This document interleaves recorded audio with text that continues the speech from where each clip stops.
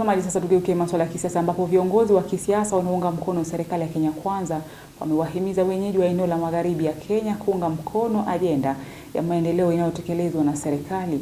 Wakizungumza katika maeneo ya Kakamega na Nyamira, viongozi hao wamewataka Wakenya kumpa Rais Ruto ridhaa ya kuiongoza taifa kwa awamu ya pili ili waweze kukamilisha miradi yote aliyoianzisha.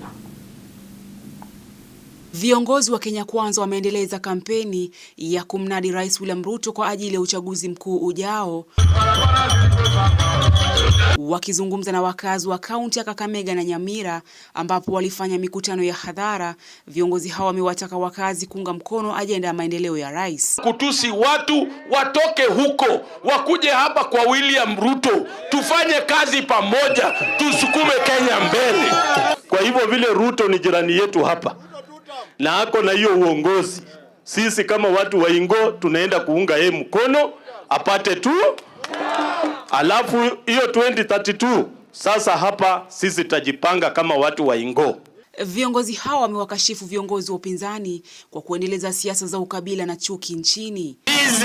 Hauwezi amuka asubuhi leo ati unakuwa rais kesho. Lazima utafute marafiki, ni hivyo ama sivyo? Ndio Shinali anasema sisi tuungane na jamii ambaye hawakubali ukabila.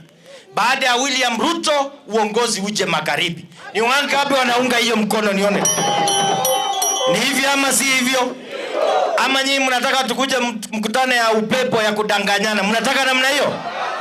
Aidha, wamewarai wakazi kushirikiana na kuunga mkono serikali ya Kenya Kwanza ili kupata maendeleo na kuhakikisha wanamrudisha Rais William Ruto madarakani kwenye uchaguzi mkuu ujao. Unajua, nimeona juzi ati hii watu ya upinzani sasa wameanza kupiga kelele. Waje niwaambie, maneno bado hamujaona kitu kwa hiyo mtu. Ile maneno huyo mzee ataongea. Unajua wa Munyoro hata ushikanishe shetani na ibilisi hawezi kufikia yeye kwa uongo bado. Ile maneno yanatoka kwa ulimi yake. Na Kasumba ile hako naye, hawa opposition watajua kwa nini tulifukuza yeye. Na bado hamujaona maneno, mutaona maneno ya kimataifa. Ndiyo kelele kidogo kidogo mnapiga piga, ndio mtajua kwa nini katika bunge la taifa 90% ya wabunge walipima na wakaangalia wakasema huyu mwizi aende akae nyumbani na bibi yake. Hawezi kukaa katika ofisi kubwa. Wacha hiyo maneno sahihi na kaka hapo na kusanya watu kidogo kidogo kusema fitina sijui na nini na nini. Ashindwe asishindwe. Wako na nafasi Kakamega hii. Si rais ashikanishe Kenya. Ajenge kila pahali ifanyike. Kazi ya Ruto inaonekana haionekani. Si inaonekana? Kwa hivyo mimi naomba nyinyi kama ndugu zetu, marafiki, tutembee pamoja, tuwe marafiki, tuangalie, mtuangalie kwa haka kamoja ka mwisho. Hiyo ingine si mumesikia kina wangu wakisema. Na unajua Shinali huyu amesema kitu ya maana. Hakuna uchaguzi kutoka 1992 hakuja kuwa na Mluya amesimama. Hata hii ya 2022 si Wajakoya alikuwa.